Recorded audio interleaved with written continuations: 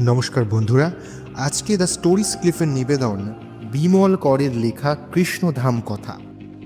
মূল চরিত্রে ঋতদীপ, দীপঙ্কর, সৌরভ, গল্প পাঠে শুভম, শব্দগ্রহণ ও আবহ সঙ্গীত ঋতদীপ, প্রচ্ছদ শুভম। শুরু হচ্ছে দ্য স্টোরিজ ক্লিফের আজকের নিবেদন বিমল করের লেখা কৃষ্ণধাম কথা।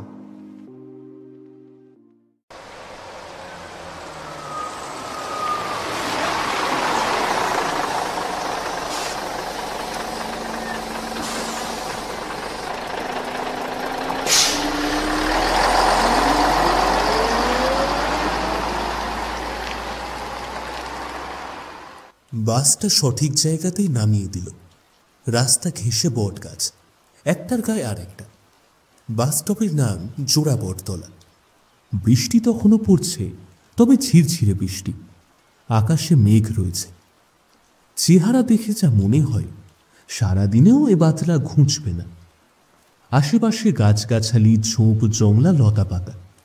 এক পাশে একটা ভাঙা মন্দির, অন্য পাশে সামান্য তফাতে কোনো এক মিশনারিদের অনাথালয়। চারিদিকে পাঁচিল তোলা ফটকটাও দেখা যায়। বটগাছের তলায় ছাতা হাতে যশোদা জীবন দাঁড়িয়েছিলেন। পরনে ধুতি মালকোচা মেরে পরা, গায়ে একরঙা শার্ট, পায়ে বর্ষা জুতো। আজকাল যা বাজারে দেখা যায়। কিকিরা যশোদাকে দেখতে পেয়েছিলেন। আমি আধ ঘন্টা খানেক দাঁড়িয়ে আছি। যশোদা কয়েক পা এগিয়ে এলেন। বাসটা তাহলে পেয়েছেন? দিনটা বড় খারাপ আজ। কিকিরা বললেন, কেন, সময় তো পৌঁছে গেলাম। কটা বাজে এখন? 10টার বেশি নাকি? না না, ওই রকমই হবে। এদিককার বাস কম, গোটা 3-4। খারাপ হয়ে গেলে তাও কমে যায়। তার ওপর দিন বুঝে বাস চালায়। আজ দিনটা একেবারে পুরো বর্ষার মতো। আসুক। কিকিরা তারাপদকে ইশারা করলেন এগিয়ে যেতে। যশোদাকে বললেন, কত দূর যেতে হবে? বেশি নয়, মিনিট 20 হাঁটতে হবে। রাস্তা অবশ্যই ভালো নয়, কাঁচা। দেখবেন কাদায় পা ডুবে যায়। ঠিক আছে, চলুন। তা যশোদাবাবু, বাসটা থেকে আমরা দুজন মাত্র নামলাম এখানে, আর তো কেউ নামলো না। ওই রকমই, 1-8জনই নামে এখানে।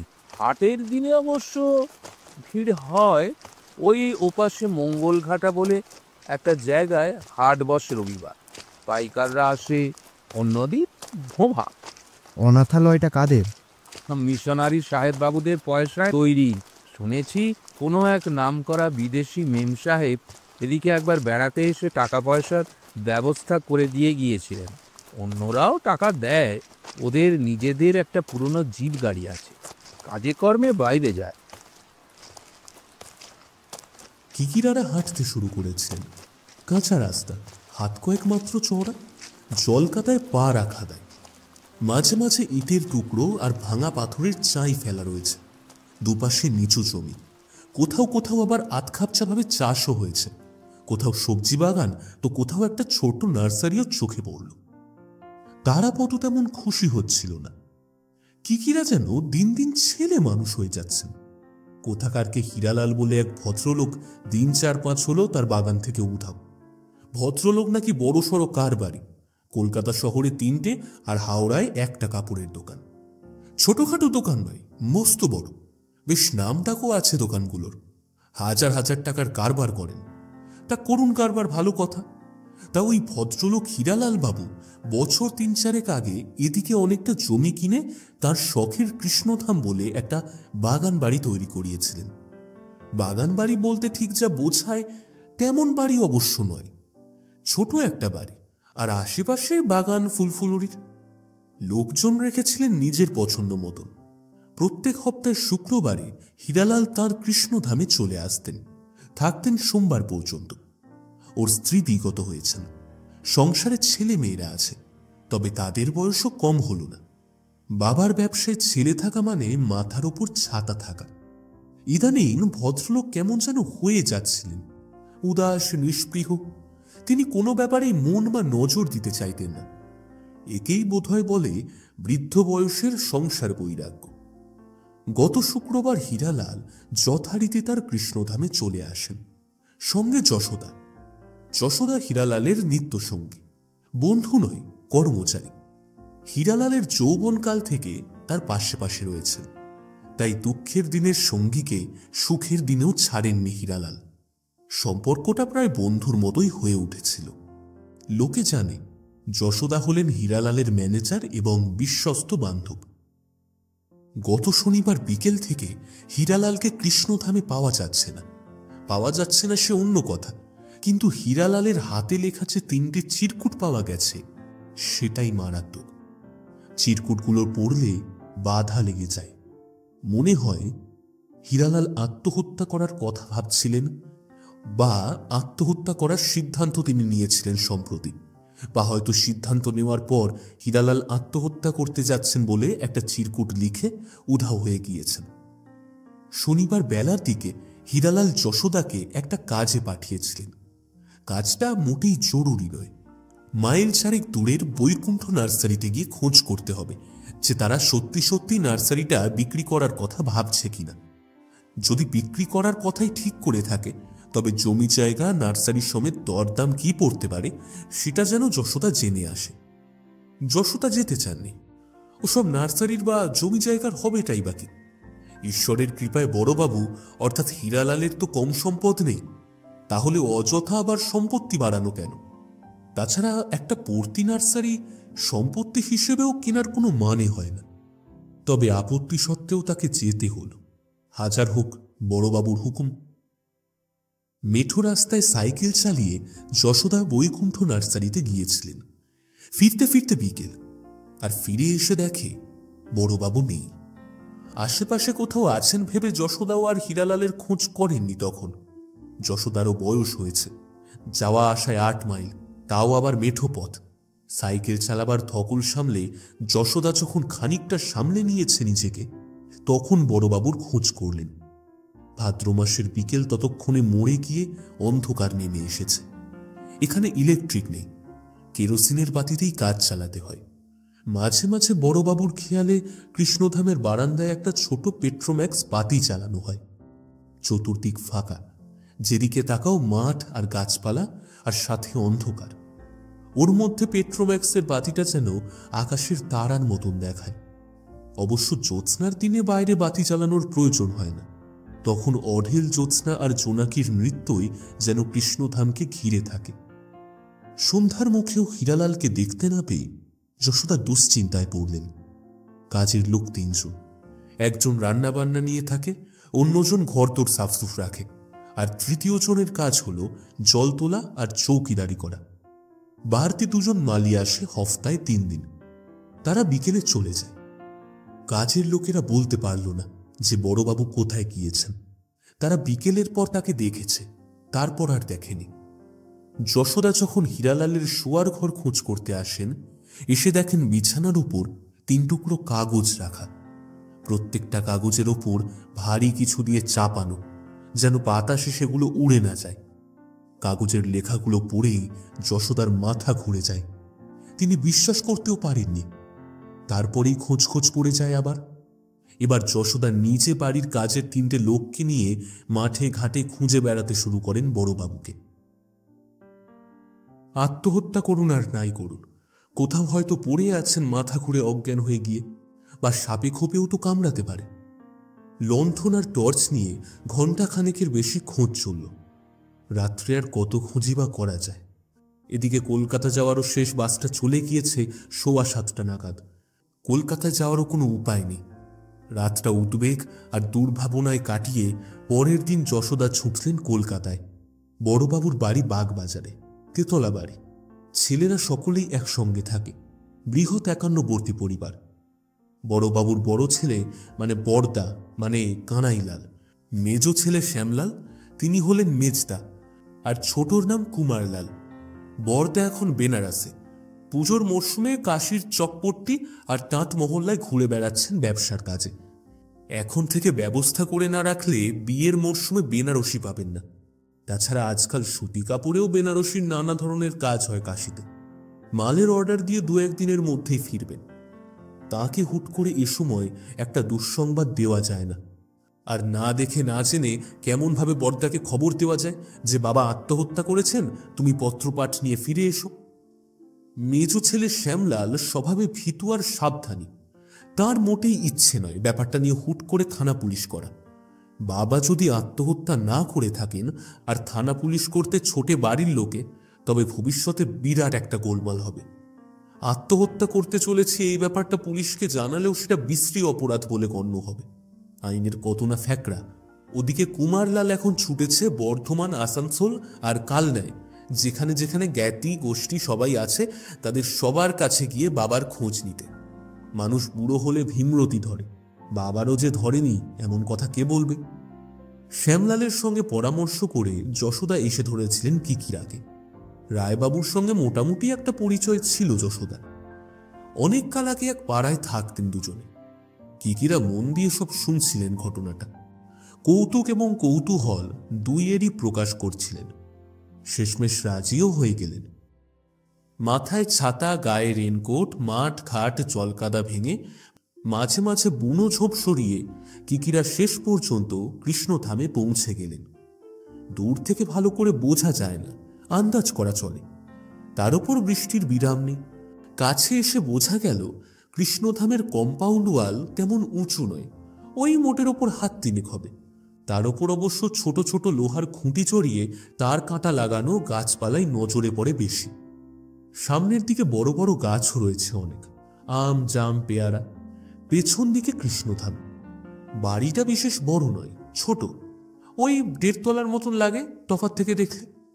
বাড়ির ছাদ অনেকটা মন্দিরের মতন, মানে নকশাটা মন্দির ধরনের।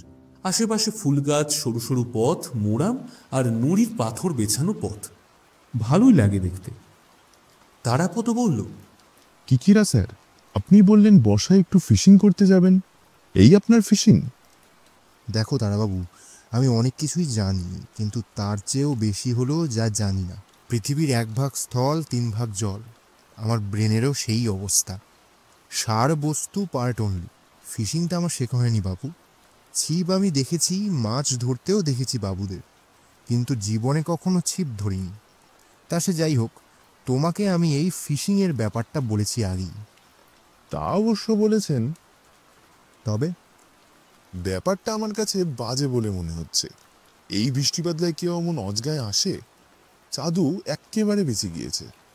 বেঁচে গেল, কিন্তু মজাটা জানতে পারলো না। চাঁদু কথায় কথায় বাড়ি ছোটে কেন বলতে পারো? ও বোধহয় হাসপাতালের চাকরি ছেড়ে দেবে, বাড়ি গিয়ে প্রাইভেট প্র্যাকটিস নিয়ে বসবে। পারবে? পারবে, মন বসাতে পারলে সব পারবে। চাঁদু দারুণ ছেলে। তবে কিকিরা স্যার, চাঁদু কলকাতা ছেড়ে চলে গেলে আমি মরে যাব। ও আমার বন্ধু, ভাই, গার্জেন। তুমি এক কাজ করো, কম্পাউন্ডারিটা শিখে নাও। চাঁদুর কম্প হয়ে পাশে পাশে থাকতে পারবে।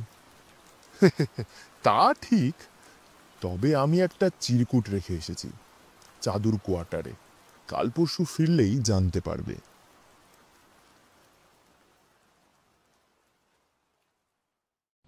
হাত পা ধুয়ে ভিজে পোশাক পাল্টে কিকিরারা চা খেতে বসলেন।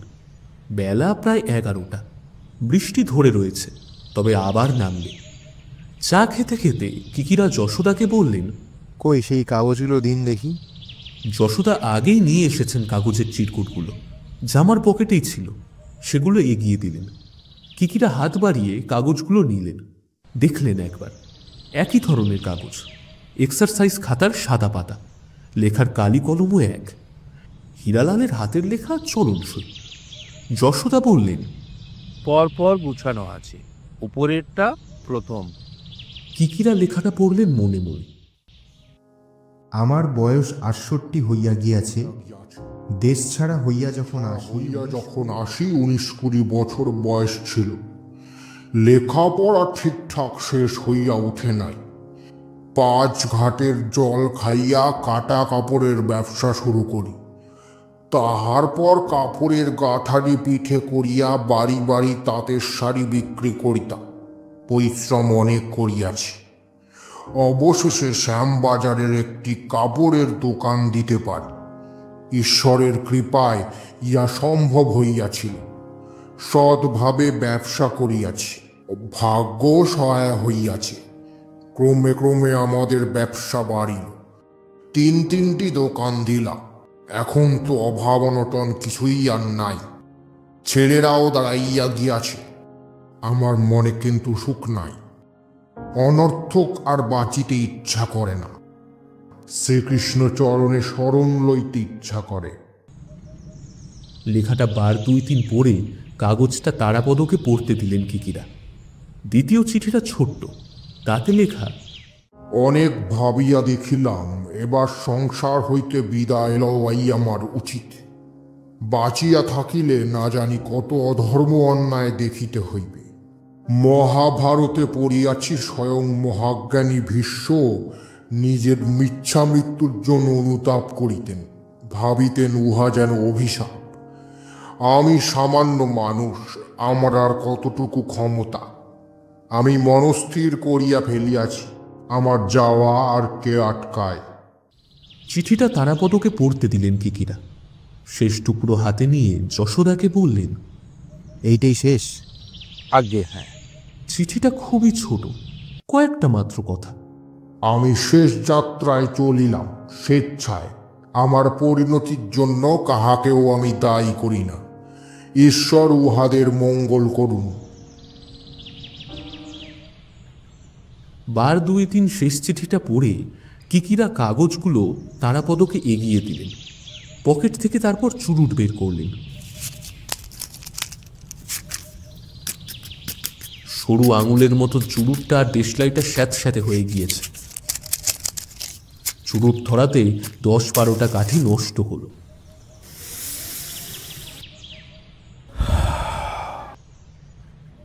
যশোদাবাবু বলুন। চিঠি তিনটের হাতের লেখা তো একই লোকের মনে হচ্ছে। হীরালাল বাবু চিঠির শেষে নামও লিখেছেন, হীরালাল দাস। আপনি কি বলেন? হাতের লেখা বড়বাবুরই? নকল নয় তো? আগে না। কালির রং কলমও একই বলে মনে হচ্ছে। ঠিকই বলেছেন, আমিও কোনো তফাৎ দেখিনি। কিকিরা এবার তারাপদর দিকে তাকালেন, বললেন, তারা, তুমি একটা জিনিস নজর করে দেখেছো? চিঠিতে কাটাকুটি বোধ হয় মাত্র 2-3 জায়গায়। হাতের লেখা স্পষ্ট, কোথাও হাত কাঁপেনি, এলোমেলো হয়নি লেখা। দেখেছো? তারাপদ দেখল, তারপর মাথা হেলিয়ে বলল, হ্যাঁ, কথাটা ঠিকই।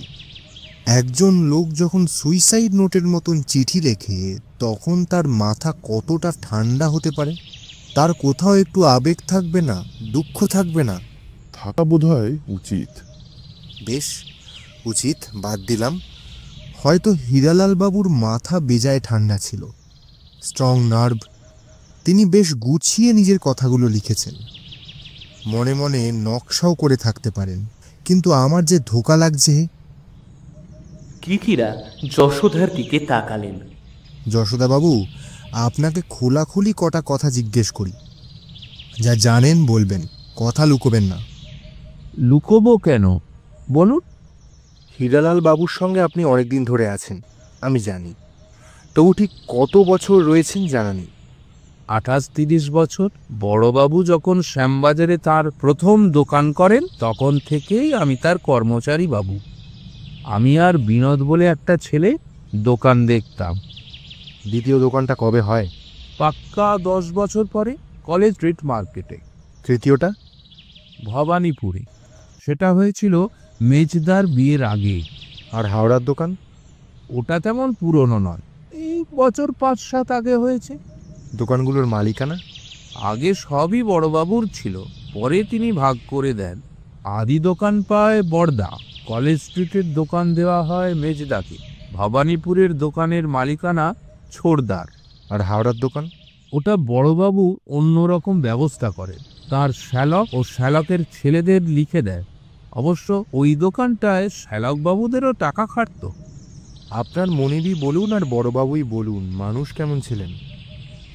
বড়বাবু বড় ভালো লোক ছিলেন, সাদামাটা, সরল, সৎ মানুষ। ব্যবসাদার হলেও তিনি শুধু লাভের দিকে চোখ রাখতেন না, বরং 10 পয়সার জায়গায় 8 পয়সা লাভেই সন্তুষ্ট থাকতেন। ঠাকুর দেবতায় অগাধ ভক্তি ছিল তাঁর। বউ ঠাকুরন গত হওয়ার পর পুরোপুরি নিরামিষ আহার করতেন, আর গত 3-4 বছর দোকানের ব্যাপারে মাথা ঘামাতেন না বিশেষ। শ্যামবাজারের আদি দোকানটায় সন্ধ্যের মুখে 1-8 ঘন্টা বসতেন, পুরনো লোকজন এলে কথাবার্তা বলতেন সুখ দুঃখের। কিকিরা চুরুট টানতে টানতে মাথা নাড়াচ্ছিলেন। তারাপদ হঠাৎ কিকিরাকে বললেন, স্যার, ছেলেদের সঙ্গে মন কষাকষি হয়নি তো? বুড়ো মানুষ, কোনো ব্যাপারে মান অভিমান হতে পারে। যশোদাই জবাব দিলেন, বললেন, না, তেমন কিছু নয়। তবে বড়দা শ্যামবাজারের দোকানটা বাড়িয়ে নিয়েছিল, পাশের একটা ছোট হোশিয়ারি দোকান কিনে নেয়। আর আজকাল যা ফ্যাশন, দোকানটা হালকায়দায় সাজিয়ে ঠান্ডা মেশিন চালু করে দোকানে। বড়বাবুর এটা পছন্দ হয়নি। তিনি সাবেকি মানুষ, নিজের হাতে গড়া দোকান অত ঝকমকি তিনি মেনে নিতে পারেননি। তাই এ নিয়ে ছেলের সঙ্গে মন কষাকষি হয়েছিল? না, বড়বাবু চুপ করেই থাকতেন, মুখে কিছুই বলেননি, তবে মনে লেগেছিল। দোকান সাজানোর পর বিক্রি বাটা কমেছিল না বেড়েছিল? আগে বেড়েছিল। তবে আর কি, অন্য দোকানগুলোর বেলায় কি হয়েছিল? না, সেগুলো আগের মতন ছিল। কেমন চলতো? খারাপ নয়। মেজদার কলেজ স্ট্রিটের দোকানে 3-4 মাস খুব বেচা কেনা হতো। এই পুজোর টাইমে ভবানীপুরের দোকানও ভালো চলতো। ছোড়দা তার দোকানে রেডিমেড পোশাক রাখ, বাচ্চাদেরই বেশি। আর হাওড়ার দোকান? আগে ওটা আজকাল ভালো চলতো না, তবে দোকানটা তো বড়বাবু শালাবাবুকে দান করেছিলেন, কাজেই ওটি হীরালাল দাস অ্যান্ড সন্সের মধ্যে পড়ে না। বেলা হয়ে আসছিল, আবার বৃষ্টি নামল। কিকিরা বললেন, যশোদাবাবু এখন থাক, এবার স্নান খাওয়া সেরে নি, দুপুরে একটু জিরিয়ে বিকেলে কৃষ্ণধামের ঘরদোর দেখা যাবে। আজ কিন্তু আমরা রাত্রিরেও আছি এখানে, মনে আছে তো? যশোদা বললেন, ও কথা কেন বলছে? আপনাদের জন্যে সব রকম ব্যবস্থা করা আছে, যতদিন খুশি থাকতে পারেন। চুরুট নিভে গিয়েছিল কিকিরার, সেতিয়ে গিয়েছে যে। তারাপদর কাছ থেকে একটা সিগারেট চাইলেন কিকিরা। সিগারেট ধরাতে ধরাতে হঠাৎ যশোদাকে বললেন,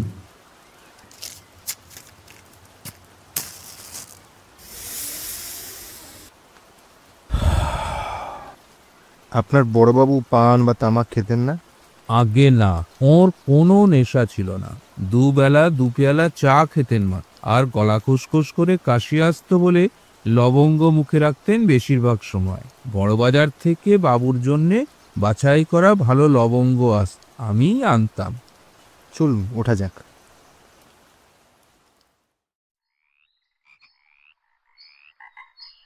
বিকেলে কৃষ্ণধামের ঘরগুলো দেখলেন কিকিরা। নিচের তলায় মোটে 4-5টা ঘর, সবকটাই মাঝারি মাপের। রান্না খাওয়ার ব্যবস্থা সামান্য তফাতে এক পাশে, বারান্দা প্রায় 4 পাশে। বারান্দার তলায় লতা পাতা আর ফুল গাছের ঝোপ, হাসনুহানা, টগর, বেল, আরো কত কি।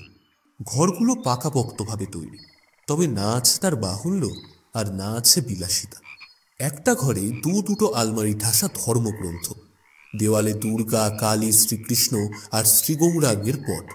সরল সাদাসিধে ঘর তো, কিন্তু বেশ চমকপ্রদ। শেষে হীরালালের শোয়ার ঘরে এলেন কিকিরা। অবাকই হলেন ঘরটা দেখে। আসবাব যত সামান্য, একটা পুরনো পালঙ্ক, ড্রয়ার, একটা কাঠের আলমারি আর আলনা, আর রয়েছে 2টো মাত্র চেয়ার। ঘরে কোনো টেবিল নেই। ঘরে 4টে জানলা, কাঠের পাল্লা ও গ্রিল রয়েছে। যশোদা পালঙ্কটা দেখালেন, বললেন, চিঠির টুকরো 3টি এই বিছানার ওপরেই ছিল। কিকিরা আর তারাপদ নজর করে ঘরটা দেখছিলেন। কিকিরা বললেন, যশোদাবাবু, অনেক কাল আগে আপনার সঙ্গে দোকানে বেড়াতে গিয়ে একবার হীরালাল বাবুকে দেখেছিলাম। চেহারাটা ঠিক মনে নেই, বেটে রোগা মতন ভদ্রলোক। আগে বেঁটে ঠিক নয়, তবে মাথায় খাটো, গায়ের রং ছিল ধপধপে, মাথার চুল অল্প, ইদানিং সবই পেকে গিয়েছিল। গায়ে ধুতি পাঞ্জাবি, ফতুয়া পরতেন, গেঞ্জি কখনো পরেননি। চামড়ার জুতো পায়ে দিতে পারতেন না। কেন? পায়ে অনেক কড়া ছিল যে, ওষুধ বিশুধ করেছেন, কাটিয়েওছেন, আবার গজিয়ে যেত। ক্যাম্বিসের পা ঢাকা জুতো পরতেন। একটা হারমোনিয়াম দেখছি। এখানে থাকলে নিজের মনে একটু গান গাইতেন, রামপ্রসাদী গানই বেশি। তারাপদ বলল, ধার্মিক মানুষ। তা ঠিক, অমন মানুষ কেন যে। কথা থামিয়ে কিকিরা বললেন, চলুন এবার ওপরে যাওয়া যাক।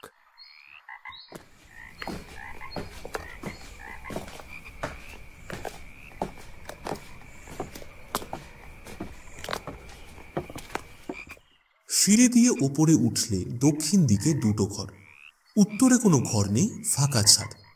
বাড়িটাকে তাই দোতলা না বলে 1.5 তলা বলাই ভালো। আকাশে মেঘ রয়েছে, তবে ছেঁড়া ছেঁড়া। বৃষ্টি আপাতত বন্ধ, আলো মরে এসেছে। টুকরো টুকরো মেঘগুলো জমে গেলেই আবার অন্ধকার হয়ে যাবে। যশোদা বললেন, আসুন, ঘর দুটো দেখুন। কিকিরা এগিয়ে গেলেন। পাশাপাশি দুটো ঘর, একটা একেবারে ফাঁকা, মাটিতে একপাশে একটা কার্পেট পাতা, দেওয়ালে মস্ত বড় একটা শ্রী গৌরাঙ্গের পট। যশোদা বললেন, এটিতে বড়বাবু কখনো কখনো কীর্তন গানের আসর বসাতেন। বরানগর থেকে বাণীবাবু আসতেন কীর্তন গাইতে, তার দলবল থাকতো আর আমরা থাকতাম, আর আশেপাশে 2-5 জন। কিকিরা ঘরটা দেখলেন, বেশ পরিষ্কার পরিচ্ছন্ন। পাশের ঘরটা হীরালালের ঠাকুর ঘর।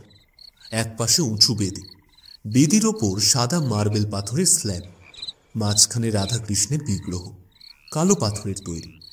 আন্দাজে মনে হয় 1-2 হাত উঁচু, দেখতে ভারী সুন্দর। চিতপুরের পাথর বাজারে যা বিক্রি হয় সেরকম মামুলি জিনিস নয়। বিগ্রহের দুপাশে দুটো লম্বা পেতলের বাতিদান একেবারে ঝকঝক করছে। ঘরের ঘোলাটে আলোতেও সেটা চোখে পড়ে। বেদির 3 পাশে লাগানো গ্লাস ফাইবার, ধোঁয়া রঙের, সামনের দিকটা খোলা। বেদির তলায় 2 ধাপ সিঁড়ি, সিঁড়ির ধারগুলো আলপনার নকশায় রং করা। দেওয়ালের একটা পাশে দেওয়াল তাক, কাঁচের পাল্লা, আর ভেতরে কয়েকটা রূপোর বাসন, ঘটি, চন্দন কাঠ, আরতির পঞ্চপ্রদীপ, এরকম আরো কত কি। আর গোল গোল কাঁচের শিশি, শিশির মধ্যে বাতাসা, কিশমিশ, শুকনো খেজুর, মিছরি, এসবই। একটা শিশিতে লবঙ্গও রয়েছে। শিশিটা কাত হয়ে গিয়েছে একপাশে। যশোদা বললেন, এসব ঠাকুরের। বোঝাই যায়। আচ্ছা যশোদাবাবু, ওই ফাইবার গ্লাসগুলো লাগানো হয়েছিল কেন? ঠাকুরের গায়ে ধুলো ময়লা যাতে না পড়ে। ও, তারপর তারাপদকে বললেন। দেখেছো? তারাপদ আগেই দেখেছে। এই ঘরের ছাদের ধাঁচটা কেমন যেন মন্দিরের চূড়োর মতো। কিকিরা বললেন, চলুন বাইরে যাই। বাইরে ঠাকুর ঘরের পেছনের আর পাশের খানিকটা লোহার রেলিং দিয়ে ঘেরা, গ্রিলের রেলিং, হাত কয়েক চওড়া ফাঁকা বারান্দা, ব্যালকানির মতো অনেকটা। ঠাকুর ঘরের পেছন দিকের ব্যালকানি থেকে একটা ঘোরানো লোহার সিঁড়ি নিচে নেমে গেছে। সিঁড়িটা শেষ হয়েছে যেখানে, তার চারপাশে কলাঝোপ আর পাতকুয়ো। কলাঝোপ যথেষ্ট ঘন, তার ওপর বর্ষায় পাতাগুলো যেন বিস্তর বেড়ে উঠেছে। ঝোপ ছাড়ালেই একটা জাম গাছ, জাম গাছের ওপাশে ঢালু জমি, আর রয়েছে বাঁশ ঝোপ। তারপর কৃষ্ণধামের পেছনের দিকের পাঁচিল। কিকিরা মন দিয়ে দেখছিলেন, তারাপদও নজর রাখছিল আশপাশটা। কিকিরা বললেন, যশোদাবাবু, এই সিঁড়িটা দিয়ে নেমে গেলেই কলাঝোপ। আগে কুয়োর জল কেমন? ভালো একটাই কুয়ো নাকি? না, আরও একটা আছে গোয়াল ঘরের দিকে। তারাপদ কি একটা বলতে যাচ্ছিল, তার আগে কিকিরা পায়ের তলা থেকে কি যেন একটা কুড়িয়ে নেওয়ার জন্য ঝুঁকে পড়লেন। একটা কাঁচের টুকরো, পায়ে লাগতে পারত। টুকরোটা তুলে নিতে গিয়ে কিকিরার চোখে পড়ল কয়েকটা লবঙ্গ ছড়িয়ে আছে। বৃষ্টিতে ভিজে একেবারে অন্য রকম দেখায়। লবঙ্গগুলো তুলে নিলেন কিকিরা। তারপর চোখের ইশারায় তারাপদকে কিছু বললেন। তারাপদ বুঝতে পারল। কিকিরা যশোদাকে নিয়ে অন্য পাশে সরে গেলেন। তারাপদ লোহার সিঁড়ি বরাবর কি যেন খুঁজতে লাগলো হেঁট হয়ে। অন্য পাশে সরে গিয়ে কিকিরা যশোদাকে বললেন, আপনি হীরালালবাবু সবচেয়ে বিশ্বস্ত লোক।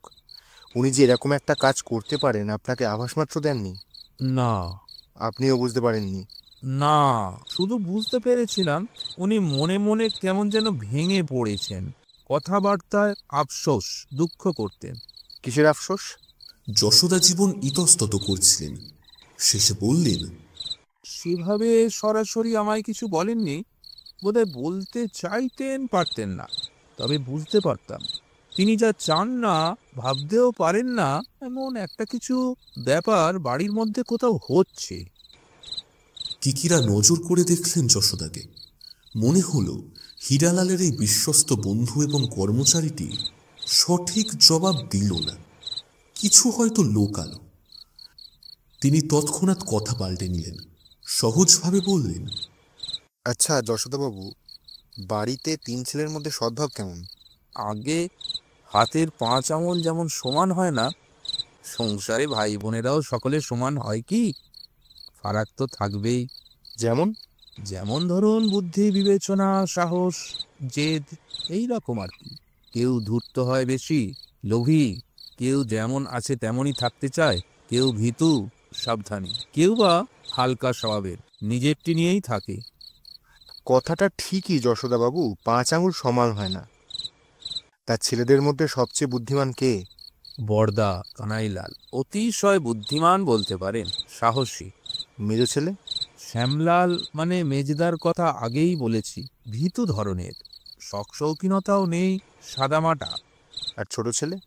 কুমারলাল এখনো ঝোঁকের মাথায় চলে, হালকা স্বভাবের, বয়সও কম, তবে হালকায়দায় চলতে চায়। তা সে যাই করুক, ভবানীপুরের দোকানের ব্যবসাটা মন্দ চালায় না। তারাপদ ততক্ষণে ফিরে এসেছে। কিকিরা আর কথা বাড়ালেন না। চলুন নিচে যাই। ভালো কথা, হীরালালবাবু চলে যাওয়ার পর ওপরতলার ঠাকুর ঘর বাইরের এই জায়গাগুলো ঝাঁট পড়েনি? মোছামুছি করেছে তো? মনে হয় করেনি, সকলেই বড়বাবুকে খোঁজাখুঁজিতে ব্যস্ত। আমি না হয় জিজ্ঞেস করবো ওদের। করবেন, আপনিও তো ব্যস্ত। চলুন যাই, চাটা খেতে হবে। কিকিরা নিচে নেমে গেলেন।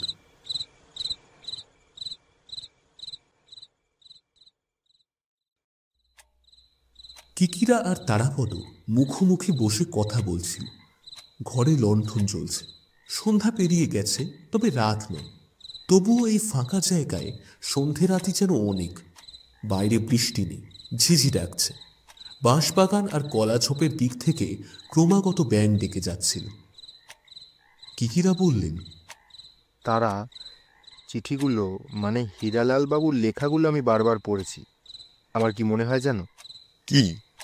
ভদ্রলোক ব্যবসাদার হলেও সৎ সরল মানুষ। তিনি শুধু ধর্মকর্ম করতেন তাই নয়, মনে মনেও অধর্ম করার কথা ভাবতেন না। তার কাছে ধর্ম ভেগ ছিল না। অথচ নিজের সংসারের মধ্যেই এমন কোনো অন্যায় অধর্ম হচ্ছিল যা তিনি সহ্য করতে পারছিলেন না, আবার মুখ ফুটে বলতেও পারছিলেন না। কেন? এরকম হয়, বুড়ো মানুষ সংসারের সাথে পাশে থাকতেন না, বলতে গিয়ে যদি বিপত্তি হয়। তাছাড়া আমার ধারণা বলার মতন জোর প্রমাণও তার হাতে ছিল না। হয়তো সন্দেহ করেছিলেন, কানাঘুষো শুনেছিলেন। হতে পারে, তবে কিসের সন্দেহ? সেটাই ভাবছি, যশোদাবাবুর পেটে এখনো অনেক কথা আছে, বলতে পারছেন না। তাহলে মামলা ছেড়ে দিন স্যার। আমার মনে হয় আত্মহত্যা করার কথাটা বাজে। এখানে কেউ আত্মহত্যা করলে আজ কদিনে তার কোনো হদিশ মিলবে না। তোমার কথাটা ঠিকই, আমারও মনে হয় না হীরালালবাবু সত্যি সত্যি আত্মহত্যা করেছেন।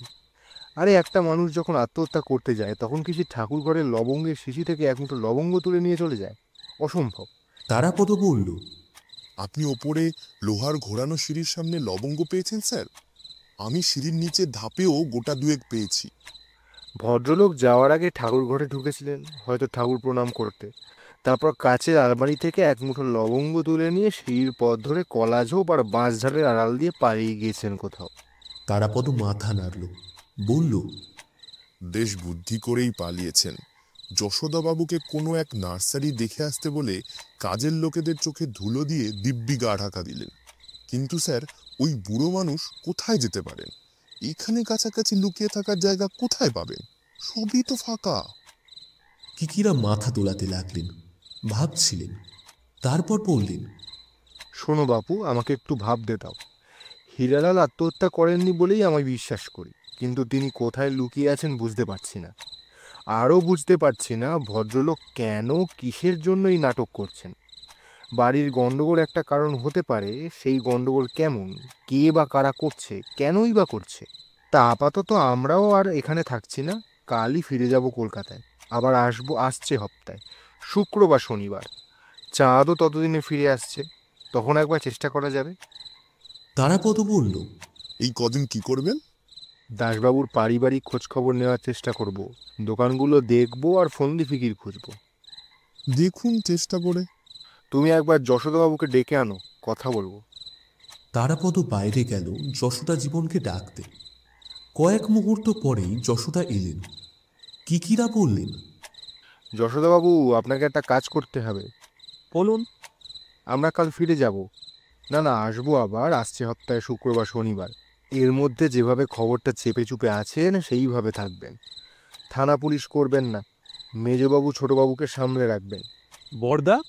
তাকে আলাদা করে খবর না দিলেই ভালো, তবে তিনি যদি সত্যি ফিরে আসেন কাশি থেকে, তাহলে অন্য কথা। কটা দিন সবুর করে থাকুন, হইচই করবেন না। আর একটা কথা জানবেন, আপনার বড়বাবু সত্যি সত্যি আত্মহত্যা করেননি, আর যদি করেও থাকেন তবে এখানে কোথাও না, বুঝলেন? মাথা নাড়ালেন যশোদা জীবন।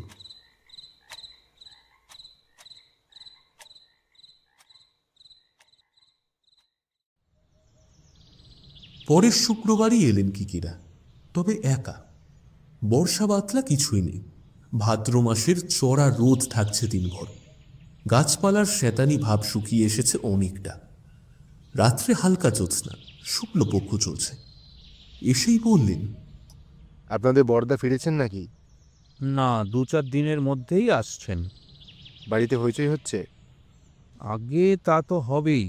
মেজদাকে আমি সামলে রেখেছি, কিন্তু ছোড়দা আর শুনতে চাইছে না। বলছে বাবার আত্মহত্যা করার কথাটা না হয় চেপে গেলুম, হারিয়ে যাওয়ার কথাটা তো পুলিশকে জানাতে পারি। কিকিরা একটু হাসলেন, বললেন, মিসিং তা অবশ্য জানাতে পারেন, তবে মিসিংয়ের সঙ্গে অনেক ফ্যাঁকড়া জড়িয়ে আছে।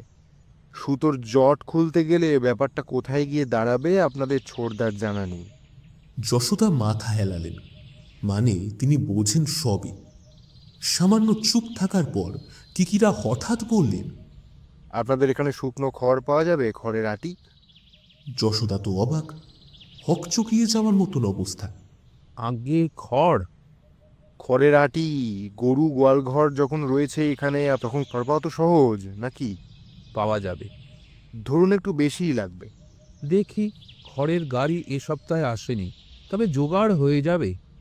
আপনাদের এখানে কেরোসিন তেল দিয়ে লণ্ঠন জ্বলে, 4-5 বোতল বা ধরুন 2-4 লিটার তেল পাবো নিশ্চয়। যশোদা কিছুই বুঝলেন না, তাকিয়ে থাকলেন হাঁ করে। কিকিরা মুচকি হাসলেন, ঠাট্টার গলায় বললেন, ঘাবড়ে যাবেন না, ভয়ের কিছু নেই। শুনুন, কাল আমার জনাদুই লোক লাগবে। মালি আসবে না? আসতে পারে। ঠিক আছে, না এলে আপনাদের এখানে কাজের লোক আছে, দুটো ঠিকে মজুর ধরে দিতে পারবেন না? যশোদা কিছু না বুঝলেও মাথা নাড়ালেন। পরে বললেন, তারাপদবাবু এলেন না? কাল আসবে অফিস ছেড়ে। আমি আগে আগে এলুম কাজ খানিকটা গুছিয়ে রাখতে। একটাই শুধু আমার ভয় মশাই, হঠাৎ করে যদি বৃষ্টি নেমে যায় কাল পরশু, তবেই বিপদ। আর এখন নামবে বলে মনে হয় না। কটা দিন একটু মাঠঘাট শুকুক, তবে ভাদ্র মাস, বলা যায় না কিছুই। পরের দিন তারাপদ এলো বিকেল বিকেল। কাঁধে কিটব্যাগ, হাতেও একটা নাইলনের ছোট হাত ছোলা। কিকিরা বাগানেই দাঁড়িয়েছিলেন, বোধহয় অপেক্ষা করছিলেন তারাপদরই। বললেন, সংবাদ কি? ভালো। সাধু? স্যারের অ্যাডভাইস জানিয়ে এসেছি, হাজির থাকবে সময় মতন। আপনার কাজ কতটা এগোলো? কিকিরা আঙুল দিয়ে কৃষ্ণধামের কম্পাউন্ড ওয়ালের দিকটা দেখালেন। বললেন, 2 পাশ হয়ে গিয়েছে, বাকি 2 পাশ কাল দুপুরের মধ্যেই হয়ে যাবে। যাও না, একবার দেখে এসো। তারাপদ এগিয়ে গিয়ে দেখে এলো। বলল, স্যার, গর্তগুলো আগুপিছু কেন? কিকিরা মুচকি হাসলেন। একে বলে জিগজ্যাগ ট্রেঞ্চ।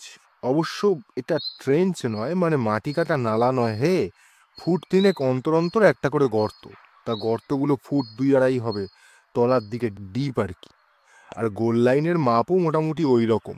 আগু পিছু জিগজ্যাগ করার মানে হলো, তফাৎ থেকে দেখলে চোখের ভুল হবে, বোঝা যাবে না একটা গর্ত আর একটা গর্তের মধ্যে হাত কয়েক তফাৎ।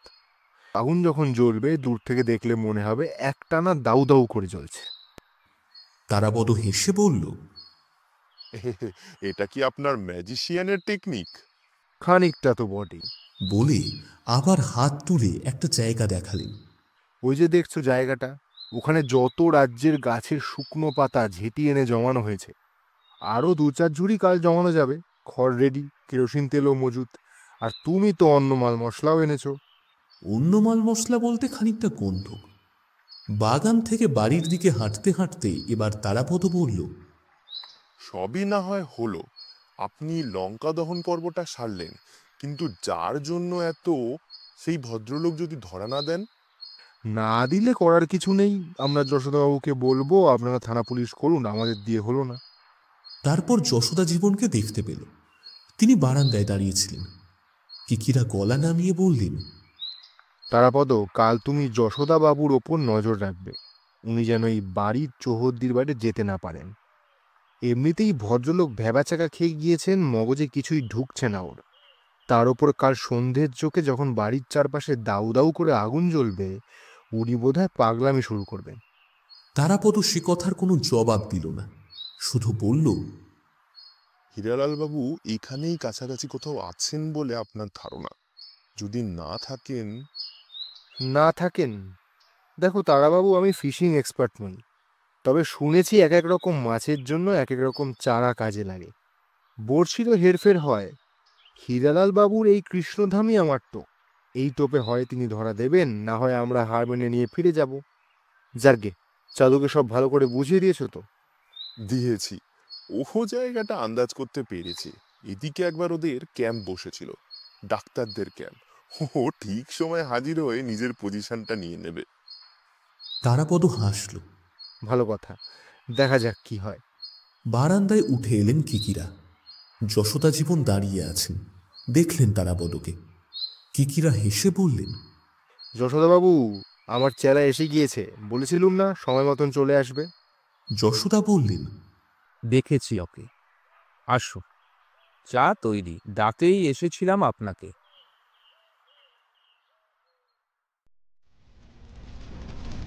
দূর থেকে দেখলে মনে হবে সত্যি সত্যি কৃষ্ণধামে আগুন লেগে গিয়েছে।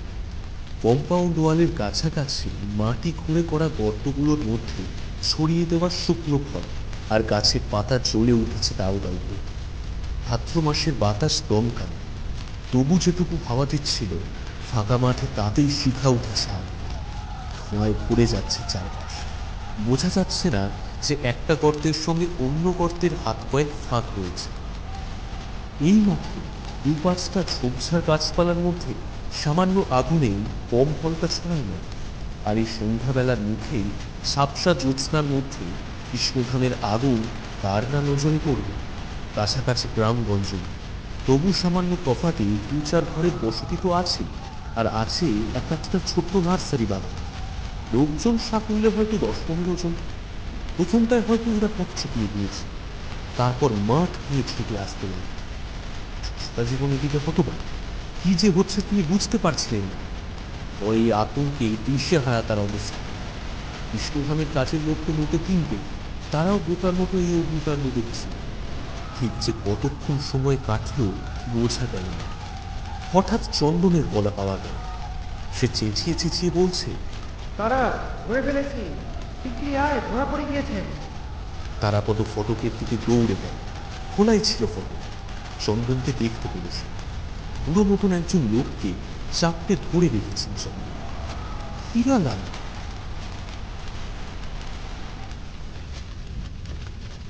বারান্দায় একটা চেয়ারে হীরালালকে বসানো হলো। ভদ্রলোকের যেন হুঁশ নেই। কি দেখছেন, কাদের দেখছেন, কিচ্ছু বোঝা যাচ্ছে না। তিনি তখনও কাঁপছেন, কপালে বিন্দু বিন্দু ঘাম। চন্দন একবার নাড়ি দেখল ভদ্রলোকের, বলল, আগে জল দিন ওকে, একটা পাখা এনে বাতাস করেন কেউ। যশোদা প্রায় কেঁদেই ফেললেন। বড়বাবু! জল এলো, এলো পাখাও। হীরালাল জল খেলেন, চোখে মুখে দিলেন। একজন পাখার বাতাস করতে লাগলো। আগুন ধরেছে দেখে যারা ছুটে এসেছিল তারা দাঁড়িয়ে থাকলো কিছুক্ষণ। তারপর যশোদার কথায় চলে গেল একে একে। কৃষ্ণধামের গায়ে কোথাও কোনো আগুনের চিহ্ন নেই। বাগান ছড়িয়ে পাঁচিলের গায়ে যা আগুন জ্বলেছে তখন তাও যেন নিভে এসেছে পারোয়ানা। হীরালাল কাশছিলেন। যশোদা বড়বাবুর জন্য লবঙ্গ আনতে বললেন। প্রায় 15 মিনিট পর হীরালাল খানিকটা সুস্থ হলেন। যশোদাকে বললেন, এসব কি? এরা কারা? কিকিরাই কথা বললেন। আমরা আপনার খোঁজেই এসেছিলাম। নমস্কার, আমি কিঙ্কর কিশোর রায়, লোকে বলে কিকিরা। এরা দুজন আমার চেলা, তারাপদ আর চন্দন। আমরা নিজের গরজে আসিনি মশাই, যশোদাবাবু আমাদের চেনা লোক, উনি আমায় ধরে এনেছিলেন। আপনারা পুলিশ? না, আপনি যা করেছিলেন তাতে থানা পুলিশ করা যেত, করা হয়নি। আপনি বুড়ো মানুষ, আপনার মতন মানুষের কাণ্ডজ্ঞান থাকার কথা। তবু এমন ভীমরতি ধরলো কেন? আপনি কি জানেন না আত্মহত্যা করার শাসানিও পুলিশ ভালো নজরে দেখে না? কেন আপনি এসব থিয়েটার করতে গেলেন? কেন? হীরালাল কোনো কথা বলতে পারছিলেন না। অসহায়ের মতো মুখ করে যশোদার দিকে তাকালেন।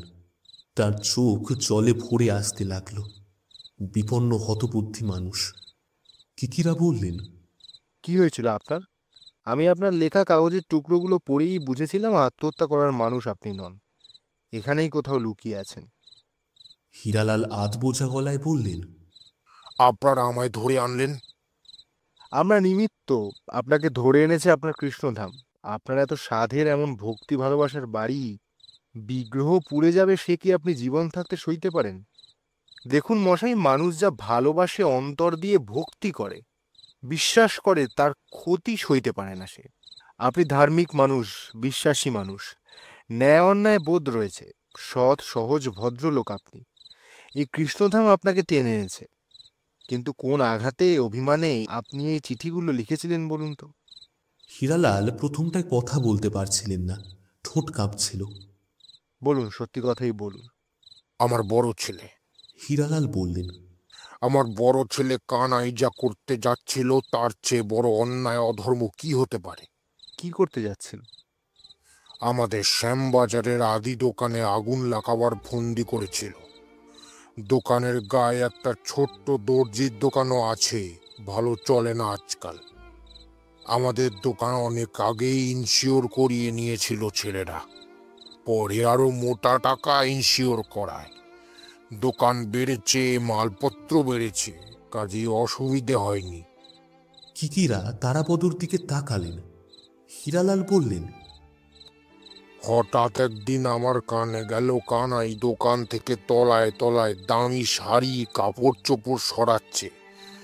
এরপর ভাড়াটে লোক দিয়ে আগুন ধরাবে, তারপর ইন্স্যুরেন্স থেকে টাকা নেবে। বখরার ব্যবস্থাও করে রেখেছিল বোধহয়। দোকান পুড়িয়ে এসে নতুন করে সাজিয়ে পয়সার বসাবে, এয়ার কন্ডিশন করবে, দর্জির দোকানটাকে কিছু টাকা দিয়ে তুলে দেবে। বলুন, এ অধর্ম নয়, পাপ নয়, জুয়া চুরি নয়? আমি আমার কাঁধে মাথায় শাড়ির বোঝা বয়ে জীবন শুরু করেছি। অনেক রক্ত জল করে আমার ওই দোকান, প্রায় 40 বছরের। ওই দোকানে আজও আগুন লাগাবে? আপনি ছেলেকে বলতে পারেননি কিছু? না বাবা, পারিনি। যদি অস্বীকার করত। তাছাড়া কি জানো, সন্তান স্নেহ মানুষকে শুধু অন্ধ করে না, তার বিবেককেও বোবা করে রাখে। ধৃতরাষ্ট্রের কথাই মনে করো। কিকিরা বললেন, আপনার বড় ছেলে দেখছি অতি ধূর্ত। সে নিজে গিয়ে কাশিতে বসে থাকলো কাজের ছুতো হয়ে, আর এখানে দোকান পোড়াবার জন্য লোক লাগিয়ে গেল, যেন তাকে কেউ সন্দেহ না করে। ঠিকই বলেছেন আপনি। আমি ভেবেছিলাম চিঠিগুলো ছেলেদের হাতে পড়লে হয়তো। আপনার মেজো ছেলে, ছোট ছেলে এসব কিছু জানে না? না। আপনি কোত্থেকে জানলেন? হীরালাল মুখে আর কিছুই বললেন না, শুধু ঘাড় তুলে একবার যশোদার দিকে তাকালেন। তা কোথায় লুকিয়েছিলেন এতদিন? মিশনারিদের বাড়িতে। ওখানকার বাবু আমার জানাশোনা, বন্ধুর মতো। ওর আশ্রমেই ছিলাম। কিকিরা তারাপদর দিকে তাকিয়ে শুধু হাসলেন একবার।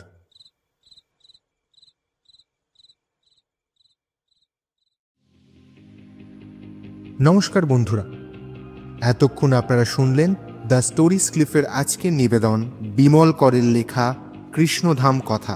এখানে গল্প পাঠে শুভম, কিকিরা এবং হীরালালের চরিত্রে ঋতদীপ, যশোদার চরিত্রে দীপঙ্কর, তারাপদর চরিত্রে সৌরভ এবং চাঁদুর চরিত্রে সৌরদীপ।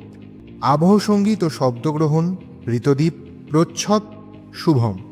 শেষ হলো আমাদের আজকের নিবেদন বিমল করের কৃষ্ণধাম কথা।